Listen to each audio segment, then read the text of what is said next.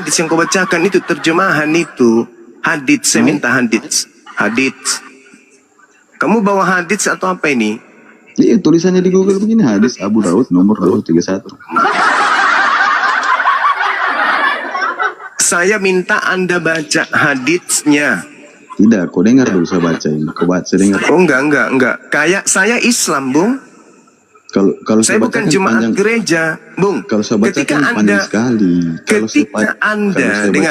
Ketika Anda ingin bernarasi tentang ajaran Islam, jangan pakai Google, pakai kitabnya langsung. Di Islam itu begitu. Ada orang masuk anak TPA ke masjid belajar Google di sana, enggak? Mereka langsung belajar Bible. Mereka langsung belajar Alkitabnya. Anda datang di sini bertanya pakai Google, gimana cerita ini? Kau dengar ini ayat ini? Enggak, saya tidak bisa dengar kalau bukan Al-Quran yang Anda ceritakan atau hadits. Untuk apa? Bible aja enggak paham kok. Bible Anda tidak paham, buru-buru paham hadits. Terjemahannya hadis ini, terjemahan. Oh, nggak bisa. Saya butuh haditsnya. Saya butuh hadits. Panjang ini saya bacakan ini. Ya, derita lo. Ngapain lu susah-susah belajar kitabnya umat Islam sementara kitabmu aja kamu nggak tamat? Coba, tidak ini saya jawab. Ya, saya minta haditsnya lo. Sederhana pun. Tinggal kau baca hadits. Tenang dulu. Loh, Anda yang harus tenangkan diri Anda. Anda bertanya tentang sesuatu yang berkaitan dengan Islam. Anda harus masuk ke kaidah Islam, kaidah disiplin ilmunya dong. Makanya kok. Loh. Gimana dong? Ini teman-teman gimana ini? Ada anak TK baca buku kedokteran lalu buka praktek. Gimana dong? Pasien mana yang mau datang ke dia berobat nih? Hadits, Anda bawa hadits, bacakan haditsnya ke saya. Haddasana min. Bacakan, saya pengen dengar, silakan. Itu bahasa Arabnya, ini terjemahannya. Ya ampun, hadits itu bahasa Indonesia atau bahasa Arab? Tahu? Ya sudahlah, udah. Kita nggak usah bahas ilmu yang tinggi, nggak usah. Masuk ke Bible aja dulu, masuk ke Bible. Bible bahasa Indonesianya. Saya bacakan dulu ayat ini. Ya udah, gue baca. Saya pengen dengar, silakan. Ini Rasulullah Sallallahu Alaihi Wasallam. Mati meja. Hei, gimana ceritanya ini manusia stupid mau baca hadits kayak gini? Rasulullah saja. Bacakan haditsnya ke saya, Cak Ayu. Bacakan haditsnya ke saya. Ini telah menceritakan kepada kami. Jangan kau anggap saya seperti jemaat di gereja. Kau dengar dulu saya jelaskan. Apa yang saya mau dengar? Kita mau bahas hadits. Yang kau baca Google gimana dong? Kau mau bahas hadits, tapi yang kau baca Google. Semua menjelaskan. Bagaimana kau mau jelaskan hadits? Yang kau terangkan itu terjemahan, Cak Ayu. Gimana ceritanya ini, teman-teman? Berarti terjemahan tidak ada di hadis. Bukan, kalau Anda membahas hadits, berarti cakupan asbabul wurud. Oke? Ini Anda harus menjelaskan sanadnya, bagaimana matannya. Hei, apa ini? Bagaimana sanad, bagaimana rawihnya, bagaimana matannya dan seterusnya. Kenapa Anda mau bahas hadis tapi cuma baca terjemah? Gimana ceritanya? Lu pikir gue jemaah gereja gitu, bro? Sorry, lada. Cuma, saya bacakan dulu, dengar dulu. Iya. Nanti kalau saya tanya, bagaimana pendalaman sanadnya? Apa jawaban Anda? Kau dengar dulu. Au. Kalau Anda mau belajar hadis kayak begini modelnya, Anda ke CP. Ahlinya itu. Bung, Anda ke CP, Anda ke Kiamat. Siapa lagi? Ke Bom. Kalau Anda mau belajar, ya, Google mengatasnamakan hadits, silakan ke sana.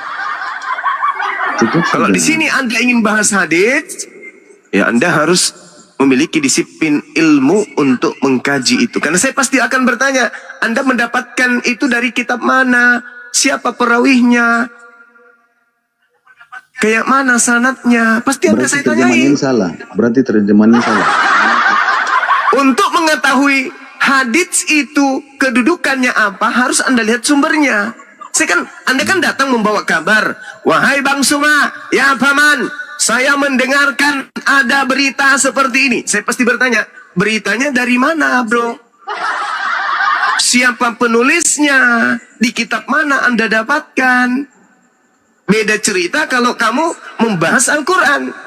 Kalau Anda bahas terjemah, pasti saya sudah tahu. Oh, surah ini, ayat ini. Tapi kalau hadits, Anda harus mengabarkan kepada saya dari kitab mana, siapa perawihnya, gimana matannya, siapa sanadnya, kedudukan haditsnya masuk di hadis apa. Pasti kutanyai, kan Anda membawa kabar ke saya. Nah, berat toh masuk Islam. Oh, berat. Makanya yang masuk Islam itu hanya untuk orang yang berakal. Orang yang mati akal cocoknya memang di gereja. Mati akal cocoknya di gereja. Kalau mau masuk Islam, akal harus hidup. Jadi kalau Anda datang membawa kabar, wahai Bang Suma, ya paman, ada kabar begini, Rasulullah Muhammad Shallallahu Alaihi Wasallam bersabda, apa katanya? Bla bla bla bla. Dari mana berita itu Anda dapatkan? Jawab. Jawab beritanya. Nah, itu baru. Jadi umat Islam itu tidak bisa dibodoh-bodohi seperti jemaat di gereja. Wahai jemaat-jemaat sekolah minggu, ya paman, Paulus berkata di dalam Roma 10 nomor 9. Apa katanya, paman? Barang siapa yang berkata dengan mulutnya bahwa Yesus itu adalah Tuhan, maka dia akan diselamatkan. Wah, jemaat tepuk tangan. Kata apa? Tanpa dia harus tahu dari mana Paulus tahu berita itu. Dari mana Paulus menerima pemberitaan itu? Pernah nggak Paulus bertemu dengan Yesus? Tidak, paman. Lalu Paulus ngarang cerita dari mana? Dari Pasar Senen. Anda modal percaya aja, bukan? Yes, Kristen. Kalau Islam, oh tidak bisa. Anda membawa kabar, Anda saya tanyai, dari mana Anda mendapat berita itu? Dari sebuah kitab. Bacakan kitabnya. Bersabda Rasulullah. Bukan kitabnya yang Anda bacakan. Bukan terjemahan, kitabnya. Habis itu saya tanya, bagaimana dasar-dasar penentu bahwa ini adalah berita sahih, valid, dhaif, atau lemah? Mampu? Nggak mampu. Kalau begitu saya mundur. Ya mundur. Sebagai Kristen, bahas aja Bible. Karena ilmu Quran, ilmu hadits itu sangat-sangat membutuhkan disiplin ilmu yang tinggi. Gak bisa asal lihat di Google, tanya ke Islam. Di dalam hadis begini, bogono dan bogono. Oh sorry, kami bukan umat gereja. Kami umat Islam, bro. Ketika ada pemberitaan tentang Nabi kami harus seleksi. Kami harus tahu apakah itu sahih atau tidak. Kalau Anda mengatakan itu sahih, sebutkan siapa saja sanadnya. Bagaimana sanadnya, bagaimana isnadnya, dan seterusnya. Itu yang Anda harus jelaskan ke kami. Supaya kami mengatakan, oh iya, Masya Allah, Anda betul.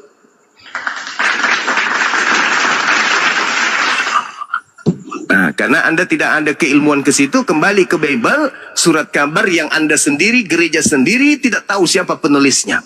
Kembali ke yang tadi.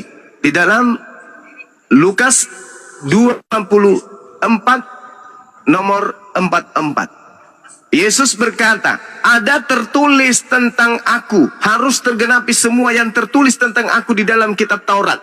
Tolong tunjukkan di mana di dalam kitab Taurat tertulis tentang Mesias digantung untuk dosa-dosa orang-orang kafir Roma dan Yunani dan juga dosa orang Indonesia. Tunjukkan. Itu lebih valid Anda selesaikan daripada Anda ngaur kemana-mana. Silakan.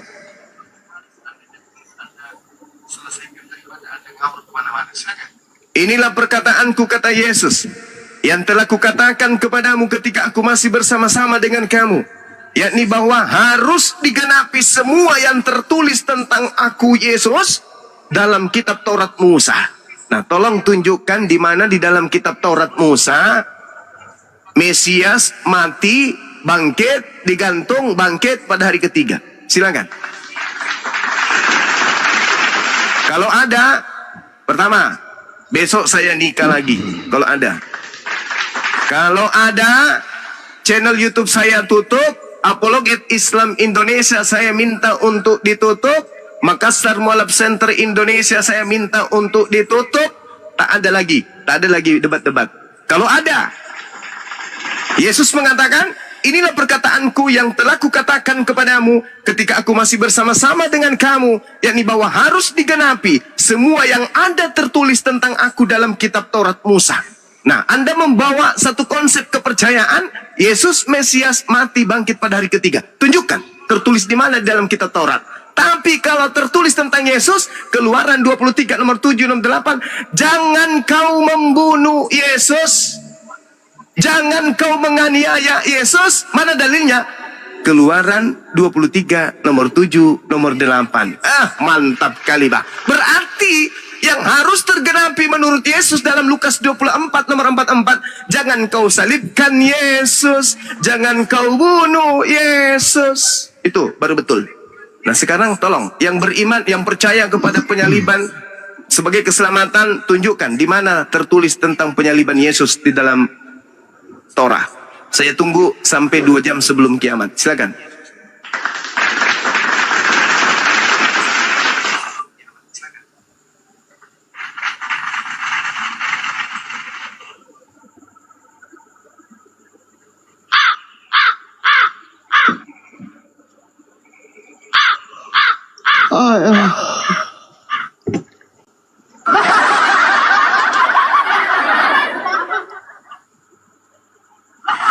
Pertanyaan anak kecil yang kau bawakan. Ya, silakan. Anggaplah pertanyaan anak kecil. Sebagai orang tua yang bangkokan, tolong tunjukkan di dalam kitab Taurat dalil tentang Yesus Mesias mati bangkit pada hari ketiga. Silakan. Silakan, Bung. Ini kita mengurai. Saya bantu gereja untuk penginjilan. Lukas 24 nomor 44, Yesus berkata, inilah perkataanku yang telah kukatakan kepadamu ketika aku masih bersama-sama dengan kamu, yakni bahwa harus digenapi semua apa yang tertulis tentang aku, Yesus, dalam kitab Taurat Musa. Nah, Anda datang nih, Yesus mati di atas tiang salib sebagaimana yang sudah ternubuatkan di dalam kitab terdahulu, kitab Taurat. Dia harus mati dan bangkit pada hari ketiga. Oke, mana dalilnya? Tak ada. Sedangkan Yesus mengatakan harus tergenapi semua yang tertulis tentang aku. Nah, di dalam Keluaran 23 nomor 7, jangan kau membunuh orang yang tidak bersalah. Jangan kau membunuh orang yang tidak berdosa. Yesus tidak bersalah, Yesus tidak berdosa. Boleh nggak Yesus dibunuh? Tidak boleh, harus tergenapi.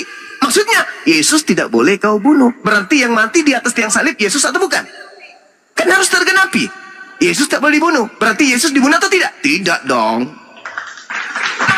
Kalau Yesus dibunuh, kalau Yesus yang digantung di pohon itu, maka Yesus adalah seorang pembohong besar. Karena dia mengatakan, harus tergenapi tentang aku apa yang tertulis di dalam kitab Taurat. Yang tertulis dalam kitab Taurat adalah, jangan kau membunuh orang yang tidak bersalah. Jangan kau membunuh orang yang tidak berdosa. Keluaran 23 nomor 7. Berarti yang mati di atas tiang salib orang terkutuk. Siapa yang terkutuk? Dia yang makan suap. Siapa yang makan suap? Yudas. Gimana dong? Yesus pembohong atau Yesus orang benar? Kalau Yesus pembohong, dia yang mati di atas tiang salib. Tapi kalau Yesus adalah orang benar, wajib hukumnya Yesus tak boleh dibunuh. Keluaran 23, jangan kau membunuh orang yang tidak bersalah. Yesus ketika disidang oleh Pilatus, Herodes, tak ada satupun kesalahan yang ditemukan pada diri Yesus. Nah, karena Yesus tidak memiliki kesalahan, maka dia tidak boleh disalibkan. Berarti yang kamu sembah selama ini, yang kau sebut Yesus, itu adalah Yesus palsu. Bukan Yesus itu. Makanya dalam Lukas 21 nomor 8, waspadalah kepada penyesat yang datang kepadamu dengan memakai nama aku, dan berkata akulah dia. Matius 24 nomor 24. Sebab Yesus palsu dan nabi-nabi palsu akan datang dan melakukan mujizat-mujizat sehingga menyesatkan banyak orang. Yesus palsu akan datang menurut Yesus. Di mana dalilnya? Matius 24 nomor 24. Setelah Yesus terangkat ke langit, muncul nggak Yesus palsu? Muncul. Mana dia? Siapakah engkau Tuhan? Akulah Yesus yang kau aniaya. Itulah Yesus palsu yang muncul di padang gurun mengaku sebagai Yesus kepada pendiri Kristen bernama Paulus. Tergenapi bukan? Menyesatkan banyak orang, Paulus menyesatkan banyak orang. Coba jujur terhadap diri kalian. Kalian ibadah sekolah minggu, apa ibadah hari Minggu itu perintah siapa? Perintah Tuhan? Mana perintahnya? Perintah manusia? Jelas. Anda makan babi, perintah Tuhan? Tidak ada. Perintah manusia? Jelas. Anda tidak bersunat, perintah Tuhan? Bukan. Perintah manusia? Jelas. Anda menyembah Yesus, perintah Tuhan? Bukan. Perintah manusia? Jelas. Berarti Yesus palsu telah datang kepada Paulus untuk Paulus mematikan akal manusia agar manusia membuat Tuhan baru di hadapan Tuhan. Ingat, Keluaran 20 nomor 3. Jangan kau membuat, jangan ada Tuhan lain di hadapanku. Orang Kristen membuat Tuhan baru di hadapan Tuhannya Yahudi bernama Yesus Sang Bintang Timur. Makanya orang Kristen itu kalau ditanya, wahai Kristen, ya paman, Yesus itu Tuhan. Yesus Tuhan, 100% manusia, 100% Tuhan. 100% Tuhan inilah Tuhan yang dibentuk di hadapan Tuhannya Yahudi. Kau bicara apa dari tadi ini Zuma? Memang nggak bisa kau tangkap. Karena otakmu sudah penuh dengan Yesus palsu. Gimana caranya mau kau tangkap? Astaga. Zuma. Apakah saudara percaya Yesus menubuatkan muncul Yesus palsu? Berdasarkan Matius 24 nomor 24? Percaya tidak? Waspadalah kepada Mesias palsu. Mesias itu siapa? Yesus. Maksudnya apa? Yesus palsu. Mesias palsu sama dengan Yesus palsu. Ada enggak makhluk yang datang setelah Yesus terangkat ke langit mengaku Yesus? Ada. Di mana itu? Di padang gurun. Ketemu dengan siapa? Pendiri Kristen. Siapa itu? Paulus. Siapakah engkau paman? Akulah Yesus yang kau aniaya. Apa yang terjadi setelah itu? Paulus yang tadinya belajar Torah, Paulus yang tadinya taat Taurat, seketika datang makhluk gaib, makhluk halus ngaku Yesus. Seketika dia menjadi setan. Ajaran Tuhan dibilang sampah. Ibrani 6 nomor 1. Marilah kita meninggalkan hukum-hukum Tuhan. Filipi 3 nomor 8 dan seterusnya. Dia katakan hukum Taurat itu adalah tai. Skubalon, tinja, kotoran, sampah. Skubalon dalam bahasa Yunani. Apa artinya? Tinja. Hukum Taurat itu adalah tinja, kata Paulus. Apa yang merasuki Paulus sampai pengak seperti itu? Apa yang merasuki Paulus sampai dia mengatakan hukum Taurat itu adalah kutuk? Galatia 3 nomor 13. Makhluk apa yang datang kepada Paulus sehingga Paulus mengatakan tak ada orang selamat karena tunduk kepada hukum Tuhan Taurat? Ayo, makhluk apa yang merasuki dia sampai dia mengatakan hukum Taurat itu sampah? Hukum apa yang merasuki dia sampai dia mengatakan hukum Taurat itu kutuk? Makhluk apa yang merasuki Paulus sampai dia mengatakan Yesus mati digantung di atas tiang salib dengan cara terkutuk, sebab ada tertulis terkutuklah orang yang digantung di atas pohon. Setan apa yang merasuki beliau? Coba. Kalau Tuhan merasukinya nggak mungkin ada manusia kerasukan Tuhan. Anda nggak percaya kalau Paulus itu kerasukan setan? Indikasinya jelas, baca di Kisah Para Rasul 16 nomor 17 nomor 18. Baca di situ. Siapa yang datang kepada Paulus memproklamirkan Paulus itu adalah setan. Baca Kisah Para Rasul 16 nomor 16 sampai nomor 18. Hai kalian semuanya, inilah Paulus, orang yang diutus oleh Yang Maha Tinggi, orang yang akan mengajarkan kalian kepada jalan keselamatan. Siang malam setan itu teriak kesana kemari. Mohon perhatian, mohon perhatian. Bapak-bapak, ibu-ibu yang ada di pasar, yang ada di sungai, yang ada di atas pohon maupun dalam kelambu, dengarkan baik-baik. Paulus dan kawan-kawannya ini adalah utusan dari Yang Maha Tinggi, diutus kepada kalian sebagai juru selamat kepada kalian untuk mengajarkan kalian kepada keselamatan. Paulus bosan mendengarkan si setan berteriak dan teriak-teriak seperti itu. Apa kata Paulus? Dalam nama Yesus, kuusir kau.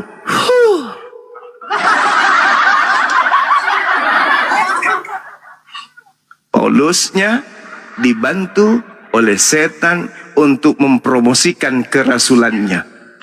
Sedangkan Yesus tidak pernah mempromosikan kerasulan Paulus.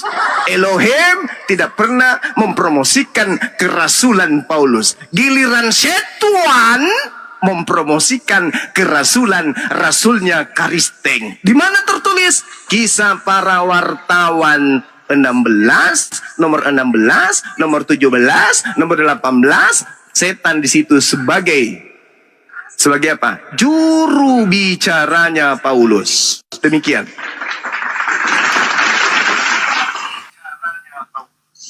Dinda Ardiansyah. Ya, Paman.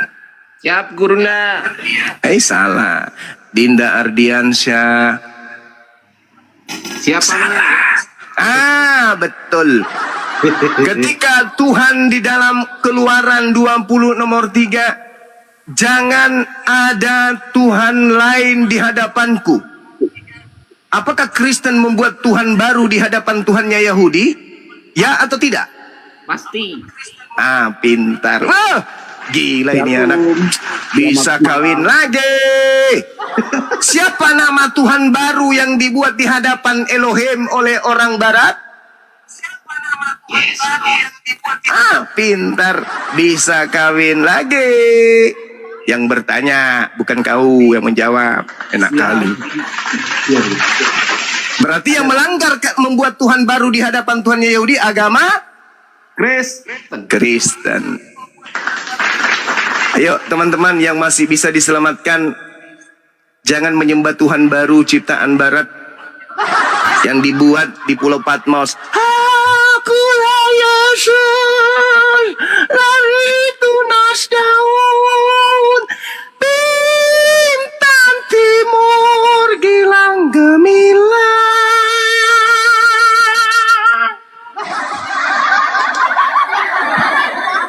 Masuk ke Indonesia melalui Belanda dan Jerman, tadinya Tuhan, hanya modal satu huruf H ditiupkan di tengah-tengah kata Tuhan. Tiba-tiba menjadi Tuhan. Hore! Anak Maria jadi Tuhan di Indonesia. Tepuk tangan. Halo, Juma. Iya, Paman. Kamu mau dakwah ngawur apa gimana, Juma? Oh, itu fakta, Paman. Itu Enggak, fakta. Itu ngawur. Itu fakta. Ngawur. Itu fakta. Mari kita buktikan. Benar tak Yesus meramalkan, menubuatkan akan muncul Yesus palsu? Betul atau betul? Apa kamu tanya apa? Yesus benar enggak menubuatkan akan muncul Mesias palsu? Benar tidak? Oh ya, itu ada di Alkitab seperti kamu. Bagus, tepuk tangan dulu. Mesias di sini Yesus atau bukan? Ya, Mesias kan Yesus. Oke, berarti yang dibuatkan oleh Yesus adalah munculnya Yesus palsu. Ya, Betul? artinya kan ada yang mencoba menyerupai. Bagus. Membawa ajaran bagus lah. Makanya kamu jangan yang ngawur. Bagus. Yang datang kepada Paulus, yang datang kepada Paulus di padang gurun yang mengaku Yesus itu siapa? Ya itu fakta. Itu kan cerita yang difaktakan yang ditulis oleh Lukas. Kamu gak nyampe nalar kamu di situ ya. Emang kalau orang nalar gak nyampe ketawa. Saya ulang. Yang datang kepada Paulus di padang gurun ketika dia menuju ke Damsyik itu siapa? Jawab. Ya Yesus. Yesus. Yesus datang kedua kalinya menurut malaikat lengkap dengan jasad atau tidak? Nah, ini gini ya, kamu nggak ngerti bahwa Allah itu Enggak. ada Oh, ini bukan gereja. Menurut malaikat di dalam kisah para rasul, dengar. Menurut malaikat di dalam kitab saudara, Yesus ini datang, ya, di kisah para rasul 1 nomor 11, Yesus datang kedua kalinya lengkap dengan jasadnya atau tidak? Yesus datang kedua kalinya lengkap dengan jasadnya atau tidak?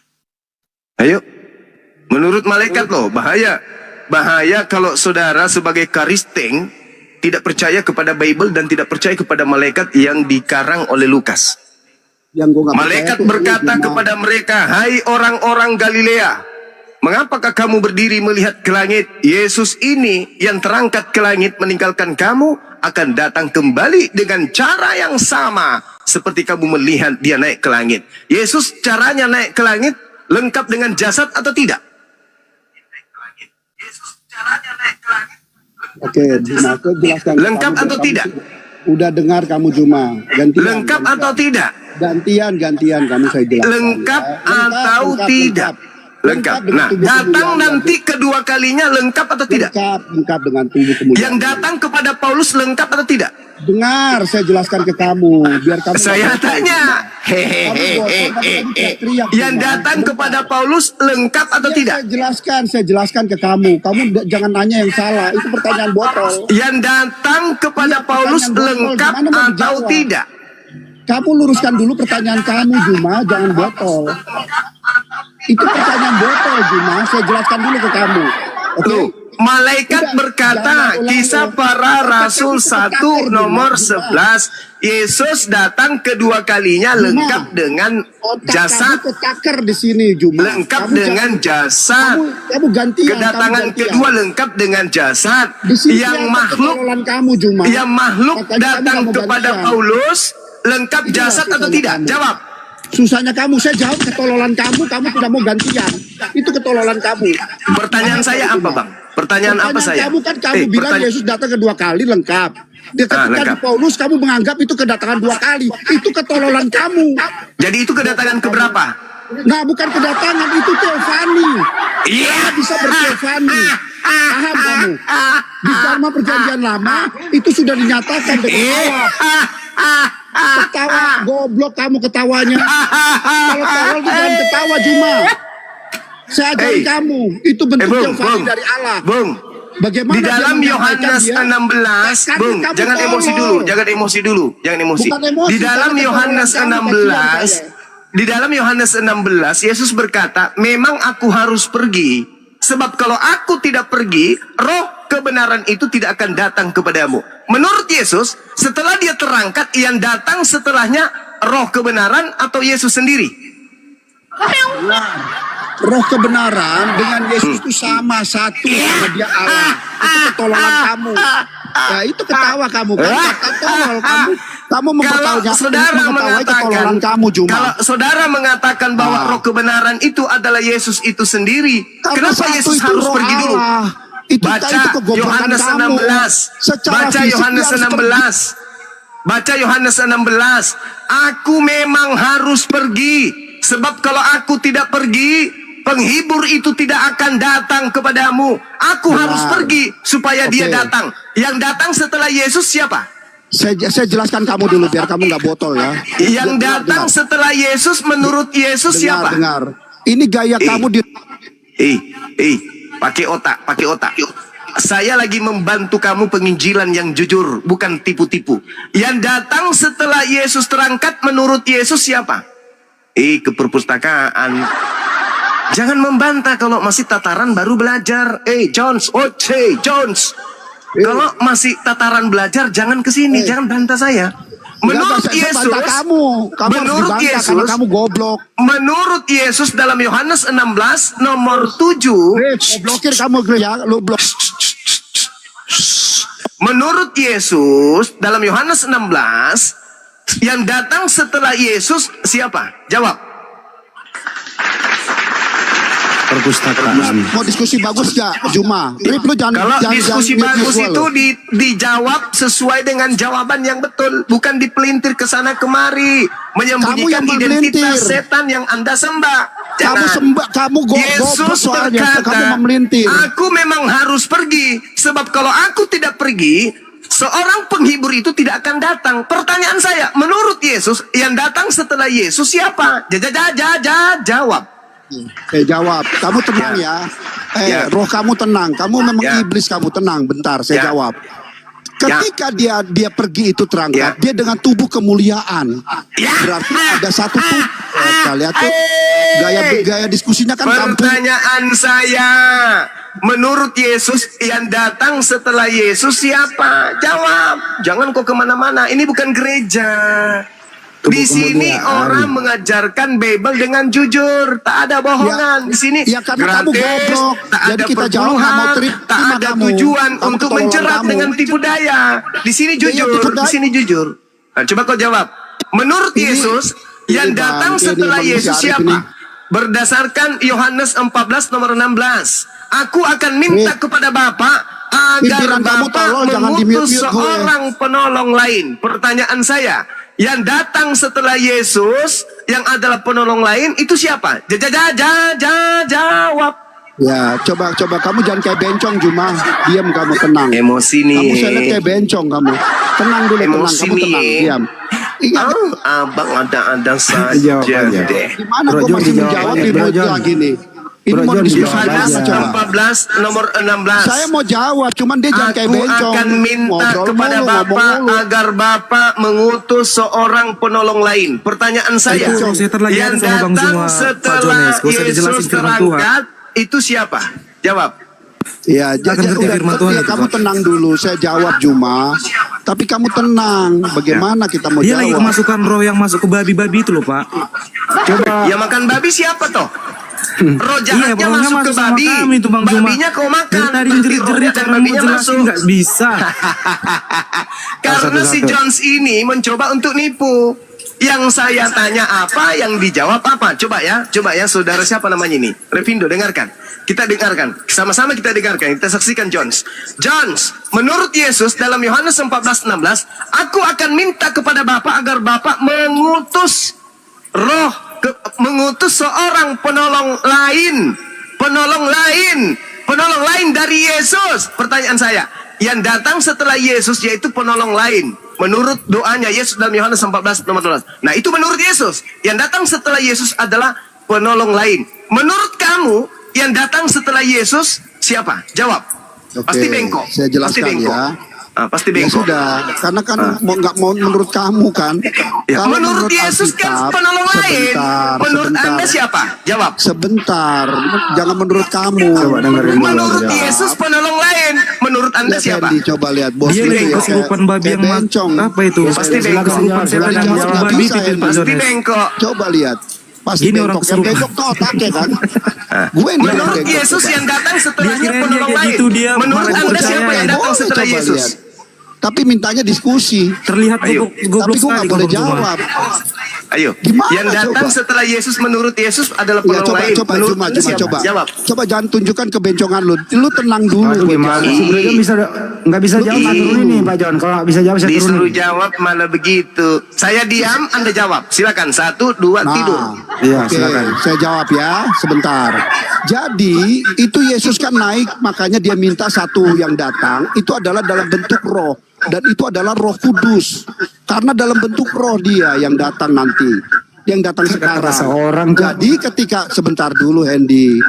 Yesus Sebentar dulu, mengatakan jelasin seorang. dulu. Dia bilang Roh Kudus. Tengoklah Iya, Anda. seorang itu tetap pribadi. Karena seorang tetap pribadi, tapi Roh Kudus Lihat, dalam bentuk bengkok, roh itu. pasti bengkok. Nah, jadi ketika itu Yesus terangkat itu kan dia pakai tubuh kemuliaan.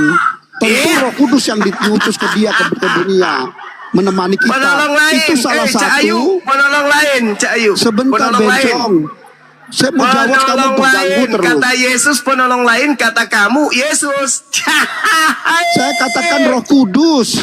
Yang Saya nggak datang pernah Roh bilang Kudus. Yesus. Yang datang kepada Paulus Roh Kudus atau siapa? Hei, Aduh, gua turun dulu deh. Pada gua di ini gua laporin. Kamu mengatakan yang datang setelah Yesus Roh Kudus, yang datang kepada Paulus di padang gurun siapa? Akulah Yesus yang kau aniaya.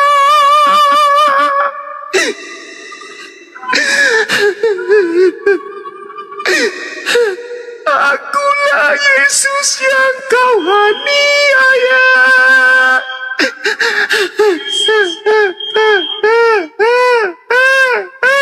Katanya Roh Kudus yang Tolong itu, Bang datang Zuma, setelah kesurupan, weh, Yesus. tolong. Yang datang justru Yesus. Akulah Yesus yang kau aniaya. Bentar lagi buat sekte agama baru aja Bang Zuma. Udah ahli kitab itu semua kita kuasai. Repindo. Yesus berdoa, "Ya Bapa." "Apa, Paman?" "Utuslah seorang penolong lain setelahku." "Ya Paman." Nah, doanya dikabulkan. Percis sekali Datanglah kayak anjing yang Yesus kepada menggonggong itu, Bang pengikutnya. "Wahai Ah. pengikutku, Om, ya bilang Paman, Bang Zuma. aku memang harus pergi, sebab kalau aku tidak pergi, Caranya penolong lain itu tidak dinonaktifkanlah, akan datang." diturunkanlah. Nah, Yesus pergi. Yang datang setelah aku siapa? Penolong lain. Nah, yang datang kepada Paulus siapa? Akulah Yesus yang kau aniaya. Loh, Tolong itu Bang Zuma kesurupan weh. Masuk sindan dia katanya tuh. yang datang penolong lain, kok yang datang justru Yesus? Sementara Yesus mengatakan, "Waspadalah kepada penyesat yang datang kepadamu dengan memakai namaku." Iya Bang Zuma itu penyesat.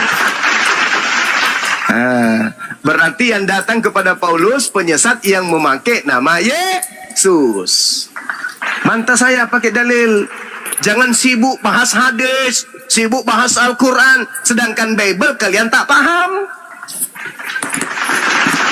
Ayo, Yohanes 14 nomor 16.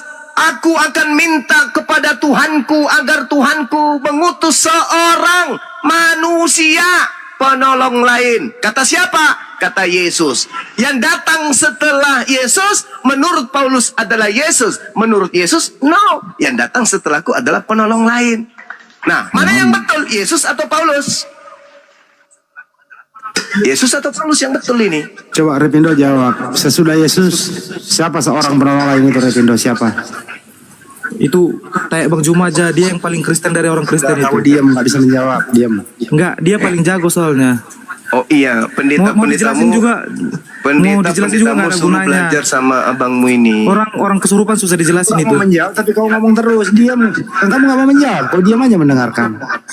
Suruh pendetamu belajar sama saya. Masalahnya dia menghina agama aku. Kayak gimana aku mau dia? Nah, mana yang kuhina? Melihat orang Tunjukkan. Yang kuhina yang mana? Yang mana? Tunjukkan. Yang mana yang kuhina? Berdoa aja lah kau Bang, biar diterima Tuhan. Yang aku di mana surga. yang kuhina? Tunjukkan ke saya. Jangan kau fitnah saya dong. Oh, saya Kau tidak kayak memfitnah Magdalena. Anda. Memfitnah Ratu Ento, menghina. Padahal kalian yang menghina agama kalian sendiri. Mana? Tunjukkan saya menghina. Mana? Agamamu tidak betul. Mana? Iya, agama Islam paling benar di dunia ini Bang. Oh pasti dong, pasti. Kok baru tahu? Iya. Kamu baru tahu? Nah, senang kan dibangga-banggain gitu Kamu kan? baru tahu? Karena Iya Yesus dong, menerangkan itu. senang Dengar, sekali dengar. Anda dibangga-banggakan begitu. Sekarang begini, menurut saudara, benarkah Yesus itu juru selamat? Dari tadi mau dijawab pun kok nggak ada gunanya. Kutanya dulu, benar enggak Yesus itu juru selamat? Kalau aku Benar bilang nggak? iya ataupun nggak, itu nggak bisa urusan diskusi, Anda. dia Benar tidak Yesus itu juru selamat? Selamat dalam Kau bilang bahasa nggak bisa diskusi sama Arabnya aku apa? sama si Juma itu nggak Islam. bisa. Hei, Lebih-lebih dari anjing itu si selamat, Juma itu. juru selamat, juru Islam. Ada Apa nggak sih? Yesus disebut juru Kristiani? Ada nggak? Apa sih, Atau Jing? juru Jing? Kristen? Enggak. Yesus disebut sebagai juru selamat. Yesus disebut sebagai juru Islam. Ini tengok Makanya dalam maki-maki Yohanes budak lihat. 14, Yohanes 14 Anjing, nomor anjing. 27. Yohanes 14 Anjing nomor lagi 27 ngomong, apa anjing kata lagi ngomong Yesus? itu. Udah emosi dia. Apa kata Yesus dalam Yohanes 14 nomor 27? Aku Anjing. tinggalkan Islam untuk kalian semuanya. Ada nggak Yesus menyebut Kristen? Ada nggak? Nggak ada anjing. Nggak ada. Ya, udah Iya, mulai anjing. emosi dia. Turun. Udah mulai keluarga. Emosi Anjing, nih. cuma anjing, babi ya. Udah menghujat dia. Nggak bisa diskusi, mengeluarkan kata-kata. Jangan emosi Mengeluarkan dong, Dek. kata-kata yang dia makan tiap hari. Jangan emosi, Dek. Kau tahu, kalau kau tuduh saya anjing, kau tahu? setiap manusia spermanya itu mengandung saripati dari apa yang mereka makan. Orang tuamu makan anjing, saripati anjing jadi sperma. Sperma dia pancarkan masuk ke rahim ibumu. Nah, sperma mengandung anjing, lahirlah kau. Berarti yang separuh anjing separuh manusia saya atau kau? Hei, Sadis. coba kamu makan anjing, habis itu kau bersendawa. Kira-kira napasmu bau apa? Bau minyak rem. Hoi. Hoi. Kau makan anjing, habis itu kau bersendawa. Sendawamu bau apa? Hah? Bau sangit. Bau anjing. Nah, kau anjing, jadi kau jangan sebut-sebut anjing. Silakan diambil alih Bang Handi. Saya bikin kopi dulu campur masako. Dinda Ardiansyah. Tahta. Siap Guruna. Siap. Dengarkan baik-baik nada lirik yang akan aku dendangkan. Ciki caka di dinding, diam-diam merayap, datang seorang oten, ha! Otaknya dimakan. Mantap, mantap, mantap, Masya Allah. Gurunda semua, Masya Allah. Maksud saya itu kalau diskusi itu ya nyambung dikit apa lah. Kan tadi topiknya jelas, Yohanes 14:16. Aku akan minta kepada Bapa, yaitu apa? Seorang penolong yang lain. Dijawab oleh Pak John, katanya Roh Kudus. Ternyata penolong yang datang itu Yesus menurut Paulus. Masa ada Roh Kudus adalah orang, jadi serba salah begitu. Dijelasin baik-baik, gak terima. Mengeluarkan kata-kata binatang yang dia konsumsi tiap hari. Kenapa sih? Kenapa begitu? Ya kalau belum cukup umur ya gak usah diskusi, mending nanya saja. Gitu ya. Host, disambut dulu tamunya yang baru itu, silakan.